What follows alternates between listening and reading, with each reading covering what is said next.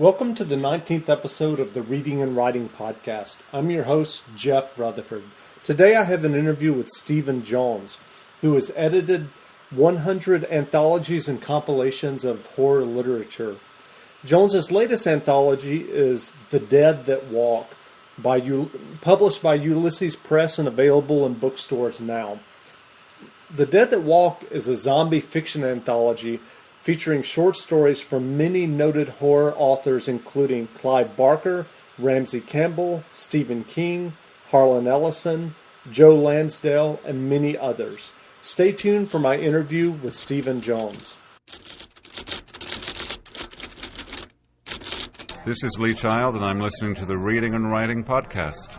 Welcome back to the Reading and Writing Podcast. My guest today is Stephen Jones, a prolific editor of numerous fiction anthologies, primarily focused on the horror genre. Recent anthologies that Jones has edited include the Mammoth Book of Best New Horror 20, the Mammoth Book of Wolfmen, and of special note for this interview, a new anthology of zombie fiction, The Dead That Walk, available in bookstores and online from Ulysses Press.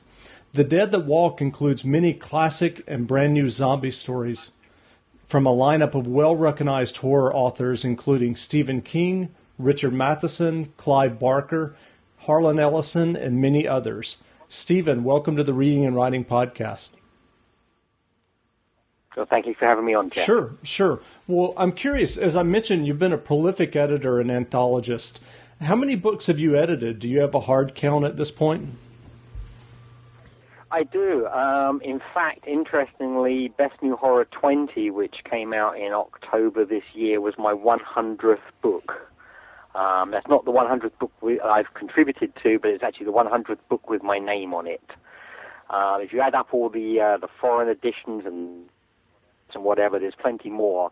But I'm quite proud. It's quite a milestone for me, and I've done it in basically 21 years. So it's I'm going to be a little bit proud of, I think. That's great. So when you started 21 years ago, did you know it would be 100 books at this point? I didn't even know it would be one book at that point. It was 1987 when I got my first commission for a professional book, and at the time I was working on the Hellraiser movie with Clive Barker, and I never really saw myself being a professional editor-writer, but somehow my career slipped into that. At that time I was directing TV commercials here in England and working on movies as a publicist, and my life was totally different.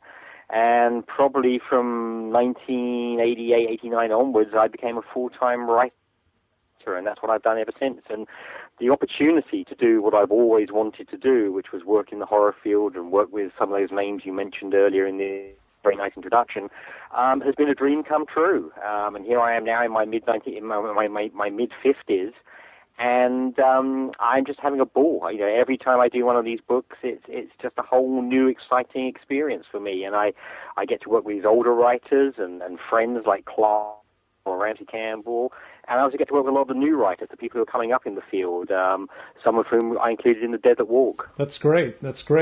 Well, what was that first book 21 years ago? The first book, which I was commissioned for, was a book called Horror, the 100 Best Books, which I co-edited with Kim Newman, and it was a reference book. Basically, it was meant to be a guide to the 100 best books in the horror field. And Kim Newman and I decided that rather than just pick our own favorite 100 books, what we would do is we would go to 100 writers and editors that we respected and ask them to write a little piece about their 100 books, or their favorite book, which I did. And so this had never been tried before. Nobody had ever done it before, and it obviously took a lot of organization. But we managed it. We did it out. It was very successful. It's still in print, in fact, after all those years in different editions. And in fact, we did a sequel a few years ago, which was another 100 best books by another 100 writers and editors and actors in the field. And I'm very proud of the book because it's still in print. It's still used as a touchstone for people coming into the genre to find out what they should be reading or who they should be reading. And it's a great reference source. So that's the kind of thing I love to do, is do stuff that's out there forever, and people find it, whatever age they are. It was very much aimed at people maybe who were going to their school library, who were 14 or 15 years old, and wanted to find out what else there was out there to read. And I hope it's worked for a lot of people. That's great. That's great. Well, let's talk about zombies and zombie fiction for a minute. Obviously, you have George Romero's iconic zombie movies, but how do you explain the worldwide explosion of the popularity of zombies and zombie fiction? I wonder, what is it about zombies that capture people's imagination? I'm a great believer that all these things are cyclical. I think, we have these little genres go round and round and round. Every 8 to 10 years, vampires are back in favor again, or werewolves are back in favor again. And it's just time for the zombies to come back in favor again. You referred to George Romero's Night of the Living Dead, which was made in 1969, and there was a whole string of zombie movies out around about that time and into the early 70s. And then my first zombie book was the Mammoth Book of Zombies, which I did back in 1994, when we had another one of these big cycles go around and people were into zombies. And I think at this point, it was just their time again to come round. I mean, the lovely thing about working in this field is you get to work with things like, the Frankenstein monster, or Dracula, or vampires, or werewolves, or zombies. And these are all iconic figures of horror. And they're always being reinvented for a new generation. We've seen that with Twilight. We've seen it with the Harry Potter books in some ways. There's always going to be a new generation coming up who are going to rediscover these kind of monsters for the first time. One of the great things about doing a book like this, and again, as you mentioned in your introduction, is that some of the stories are reprints and hopefully unfamiliar to the people just discovering zombies for the first time, and some of the stories are brand new for those people who read, voraciously in the horror field. So you try and find a good balance. I think it's just, with Shaun of the Dead coming out a few years ago, and the remakes of the various George Romero movies, and all the gaming tie-ins that have been coming out, the Resident Evil movies and whatever. It was just time for the zombie to come back into popularity again. And it will last probably for another year or so, and then, another monster will come up, and there'll be another monster in the forefront. We're seeing the release of this Wolfman movie next year, and I'm sure werewolves may well be the next big thing for 2011 or 2012. Sure. That's interesting. So for many years now, you've been putting together annual anthologies of horror stories, and you've read thousands of horror stories by now. Can you articulate, or do you have a sense of how horror fiction may have changed from, say, today compared to 20 years ago? Do you see any broad trends there? Well, the biggest broad trend, as with everything, I'm afraid to say, is I see a dumbing down. Certainly back when I was editing horror fiction in the 1980s, a lot of it was much more incisive. It was much more political, and I mean that with a capital P. One of the things I love about horror fiction is it has this ability to work in any other genre, which means you can have a science fiction story that's actually a horror story. You can have a Western story that's a horror story. You can have a romance story that's a horror story. And it's one of the few genres that actually works in all the other genres as well. And it allows people writing horror fiction to explore so many different themes and ideas and concepts, which, it doesn't just hold us back. It's not the gutter genre a lot of people think it is. When it's done well and when it's done properly, it can address all sorts of things. It can address bigotry, race, creed, prejudice, all these kind of things. And a good horror story not only scares the reader or thrills the reader, but can also lead the reader into other areas of thinking. And so one of the things I think back in the 80s and possibly into the early 90s was I saw a lot more of that kind of fiction where people were playing with the tropes of horror to try and make it something more than just a story that scares you. And I think since we've gone through the 1990s and the me generation, I see a lot more stories now which are just about zombies eating brains or, wanting to be a vampire or whatever.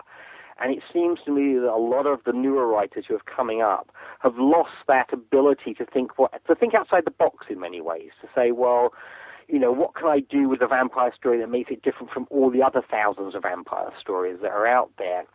And so when you do find a story that you like and you want to use in a book, it's a wonderful, wonderful feeling for an editor, because obviously what we're looking for is our good stories and new talent and bringing up people through the field. And so, when you read all these hundreds and hundreds of stories, and I see tens of thousands of stories, trust me, every time you find somebody you think, wow, that's actually pretty cool. That's somebody I've never heard of before, or that's an idea that I've never seen done in a story before. That's the most wonderful feeling in the world. And you still get it. It's still out there. I think the problem these days is so many people think they can and are writers because of the internet, because of blogs, because of things like that. They don't go through that same process that maybe writers did 10, 15, 20 years ago. So there's no longer that filtering process in the way of publishers and editors, things like that. Nowadays, anybody can write a story and put it up on their blog tomorrow, or publish their own book as a print on demand. So what's happening is people aren't going back and reading the old stories and realizing that maybe some of these ideas were done before. They're just going out, writing down the first thing they think about and technically publishing it. So that's made it much harder from my end of things. But there's still people out there who are doing wonderful, wonderful things today. And I'm still constantly surprised at how people can come up with a new kind of story. I mean, there's a wonderful story in The Dead That Walk about Richard Nixon as a zombie. And I'd never seen that before. And I just thought it was the most fabulous thing. And it just made me laugh, and it's a scary story at the same time. And I love it when people play around with ideas and do something different. And what was the name of that story? Oh, that story is, let me have a look it up. It's by a writer called Stephen Woodworth, and it's The Silent Majority. Great. So, and it's a great little funny story, and it works really, really well, and it's doing something different with the zombie theme, and that's what I loved about it. Well, that your conversation there and your answer to that question actually leads directly into the next question that I had, which is, given that you do read so much, especially of short form of horror fiction, I wonder if there are any new writers that you've discovered in the last year or 2 years that maybe people haven't been paying enough attention to, or that you think maybe someone to seriously watch in the future. Oh, I'm always doing that. I mean, the last couple of one of the newer writers I helped discover a few years ago was Joe Hill, who turned out to be Stephen King's son. Sure. But at the time, I bought his first story for Best New Horror. I had no idea who he was. He was just somebody who contacted me out of the blue and sent me a story which I loved and which I published, and I thought it was fantastic. What you're always trying to do as an editor is you try to find a mix of new and established names.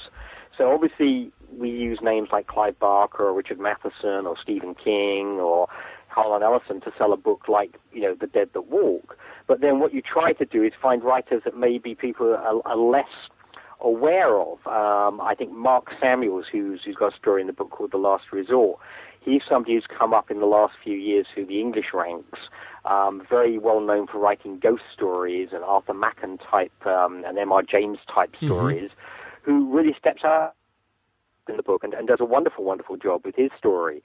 I think there's a guy in the book with a story which I think is the most disturbing story in the book called a guy called Robert Shearman. Now, he's actually a scriptwriter and a theatre writer, and he did the very first Dalek episode in the new Doctor Who series a few years ago when the Daleks came back.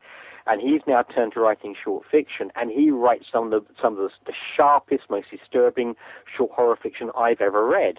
And it was an absolute delight to get a brand new story from him for the book. And what was that? When you read it, what was the name of that story again? It's called Granny's Grinning. Granny's Grinning. Okay, gotcha. You broke up there for a second. Granny's Grinning, and it's just mean and nasty and horrible, and yet it's hysterically funny at the same time. So it's great to have him in the book. And then there's people I work with all the time. There's people like Christopher Fowler and Michael Marshall Smith and Kim Newman and Scott Edelman. These are guys who've been around for a few years now and are still honing their craft and still doing great fiction, great stories. And it's always a delight to get a story by them. And then, of course, you have the masters. I mean, how can you go wrong with a book with Stephen King and Clive Barker and Richard Matheson and these guys in there? It's just wonderful to do these books. And I hope, by giving the readers a selection of stories like that, they might find a few things that they're not aware of before, and they might discover some names they want to find in other books, in other people's anthologies, or look out for collections or novels. So it's a way of moving the genre forward all the time. You're always trying to find new ways to get people to read, and that's obviously the most difficult thing at the moment. Sure. After so many anthologies, are there still any dream projects or anthologies that you would like to work on, that you have in mind? There's always dream books. I mean, there's always projects that you would like to do, and of course what drives any kind of publishing these days is the commercial side of it. So there's always things you want to try and do that maybe aren't seen by the mass market publishers as being particularly commercial. I've been working on a book about Mexican monster movies for 5 or 6 years as a project I would love to do as a coffee table book at some point, illustrated throughout with posters and lobby cards and things like that, because it just fascinates me, you know, that there's this whole different film industry that went on in Mexico in the 1950s, 60s, and 70s, which kind of ran in parallel with the American and the British films that were being made at that time, but had absolutely their own different feel to the way they were done, their own heroes like masked wrestlers and outlandish monsters. And to me, it would be a lovely, lovely book to do, and a lovely visual book to do, because I love, you know, putting books together like that. I've done a couple of movie books, the Coraline tie-in book and the Stardust tie-in books for the Neil Gaiman movies. And you have great fun with doing those kind of books. So that's a book I would love to do. I would love to do the definitive book on the Universal monster movies of the 1930s and 40s. I still don't think that book has been done properly. You know, there's always new ideas. There's always new things coming up, and you think, oh yeah, I'd love to do a book about such and such. You know, and unfortunately, often you get publishers come to you and say, well, can we have another book of vampire stories, or can we have another book of, you know, whatever? And so the key to doing any of these anthologies is, well, how can I make that different from what I've done before? What can I do to make that book different? Will it set me a challenge? Will it set my writers a challenge? And so before I take on any project these days, I always look at it and think, well, what is it that makes that project worth doing? Why should that book even exist? Because, you know, there are thousands of books on the bookshelves now. You have to go into any Barnes & Noble or any airport bookstore, and you're just swamped with titles and images and whatever. And so you've got to decide why you want to do a book in the first place. Why would anybody want to read a book in the first place? And if you can come up with a good rationale in your own mind and convince the publisher that there's a reason to do that book, then you hope you've got a good book out of it. I mean, I have to say, I had to think twice before doing another book of zombie stories, having already done that. Sure. But we talked, I talked to the publishers, and we came up with some ideas, and we threw some things around. And I'm very proud of the book, and I think it's very different from the other zombie book I did. So in that respect, I think it was a worthwhile project to undertake at the end of the day. But so often I think to myself, well, why would you even want that? Who would buy that project? So I think you have to look at it very carefully, not just in a commercial way, but in a creative way as well. And say, well, yeah, anybody can put together a bunch of stories and call it an anthology, but there's got to be a reason for that book to exist in the first place. Otherwise, it's pointless. It's just taking up shelf space. Gotcha. I'm curious, as someone who is out there in the trenches, so to speak, reading a massive amount of short fiction every year, is there any advice that you would give someone who wants to write horror fiction? Things that they should possibly avoid, or things that they maybe consider doing more of? Well, I mean, I get asked this a lot on panels at conventions, and basically I have a very stock answer, and it's really basically anybody can write okay. Anybody can come up with a good idea for a story. It's when you put those two things together, you have a real piece of fiction. I often see, oh, that was quite a good idea, but it's appallingly written. Or I see something that's beautifully written and there's no reason for it to exist. There's no point to the story. It's just an anecdote. It's just somebody writing down like an essay. And when you get a really good writer and a really good story, you see those two things come together. You see the beautiful writing, the use of prose, the way of descriptions and character and plotting, which is what you want from a story. And you see an idea or a concept that hasn't been done before, or variation on something that's done before. And that's when I sit up and take notice. Way too often I see one or the other. but never those two things coming together. And of course, I see a lot of stuff where you don't even get the good writing or the good plotting. The other thing I always recommend to new writers is go away and read in the field you're working in. So often I get stories sent to me and covering letters say, oh, I've come up with an idea that, has never been done before, and I think you'll find it amazing and you'll want to use it in your book. And I go, well, yeah, I read, Fritz Leiber or Richard Matheson or Ray Bradbury did this 30, 40, 50 years ago. This is an old idea. Sure. And, unless you do read widely in your chosen field, whether it be horror or science fiction or fantasy or whatever, you're not going to know that. You're not going to know who the masters are. You're not going to know what to stay away from. I mean, pretty much Stephen King's done it all. Clive Barker's done it all. You should be reading these guys and have a grounding in what they've done before you ever start to undertake your own fiction. I do the same with anthologies. I read other people's anthologies. I know, if somebody's done a really good anthology about, a certain subject, then I will stay away from it because there's no point in me trying to compete with what they've already done. So I think you have to be aware of what goes on. I mean, I have a sign above my desk here in my office which says, where you are, you have to know where you've been. And I've always lived by that credo when I'm working. You have to know what the past contains before you can look towards the future. Anybody who wants to be a writer or an editor, I would say, first of all, go out there and read as widely as you can, not just in the genre you want to work in, not just in the horror genre or the science fiction genre, but read widely. Read Jane Austen, read William Shakespeare, read Charles Dickens. Read outside the fields. When you come across something in the field, you have to relate it to the whole of literature, not just horror literature or science fiction literature. And that way you get a good grounding in what makes a good story or a good novel, for that matter. God knows, I wish I had time to read more novels these days because I adore reading the long form, but there's just not the time that much anymore to read it when I'm on vacation or something. So it's just the short stories and the novellas for me. Sure.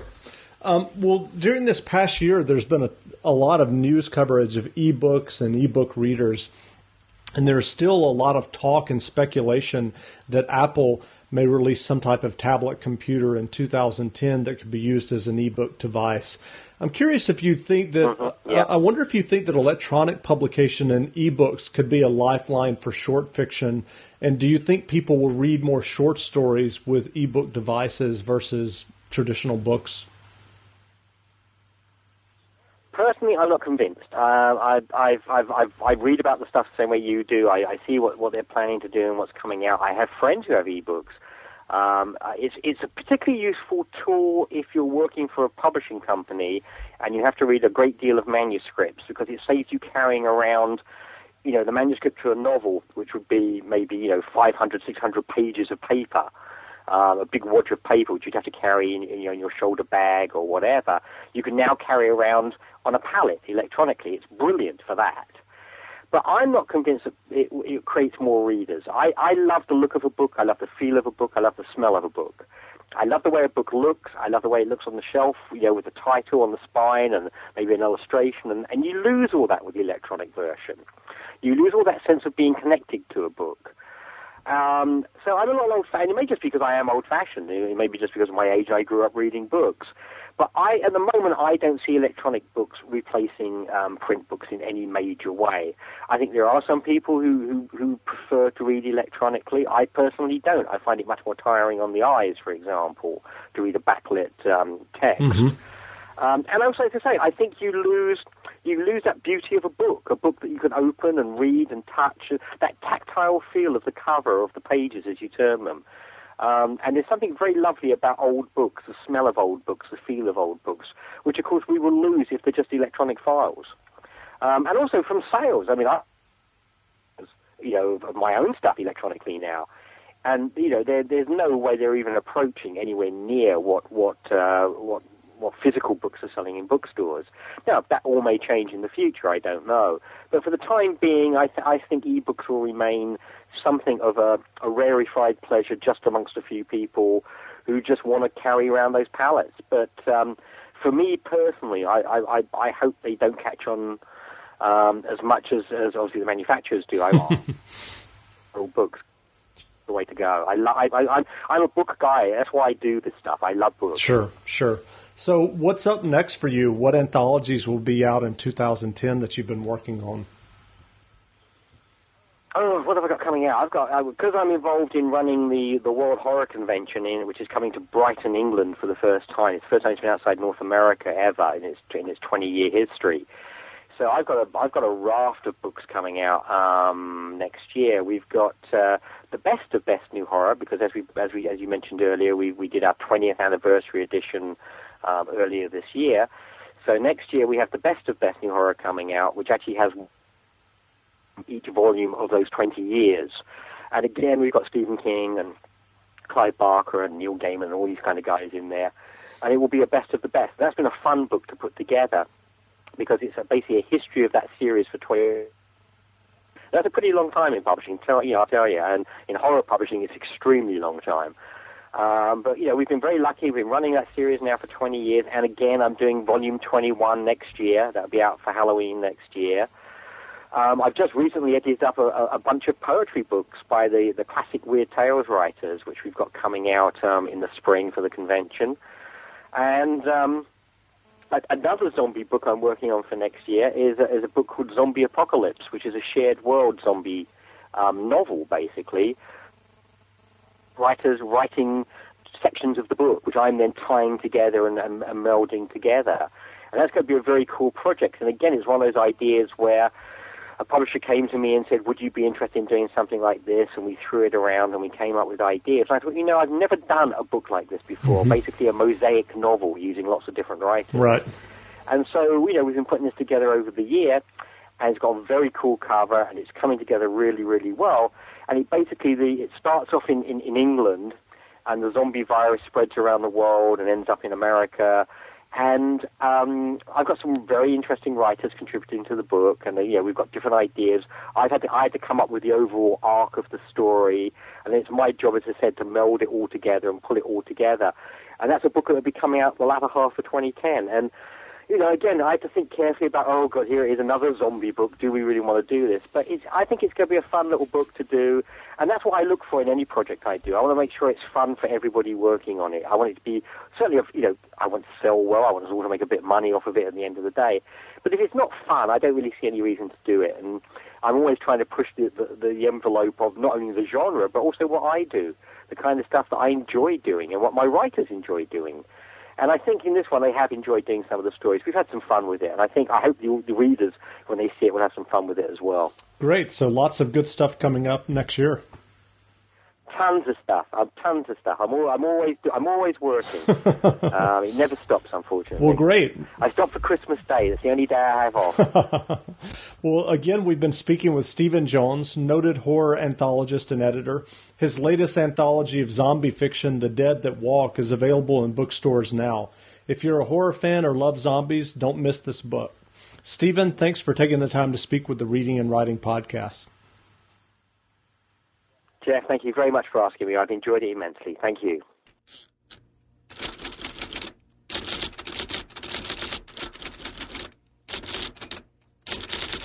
This is David Morrell, and when I'm not working on my latest thriller, I'm listening to the Reading and Writing Podcast. Thanks for listening to my latest interview.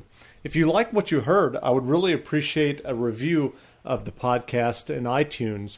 It's really simple. All you have to do is go to the iTunes store, and it takes a minute or two to leave a quick review of the podcast. And that way more people can find the podcast, because the more reviews and ratings a podcast has in the iTunes store, the more they feature it and the more prominently they feature it.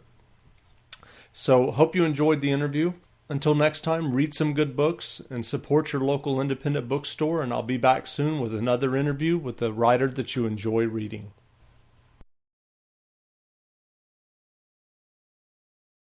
Life needs more Cedar Point, more smiles, more surprises, more screams, more days in the sun and nights on the shore, more oohs and ahs and yums, more moments with your family and friends, more memories you get to share again and again. Life needs more Cedar Point, more than ever. And now you can have more for less. Save up to $25 on tickets when you buy online now. Only at cedarpoint.com.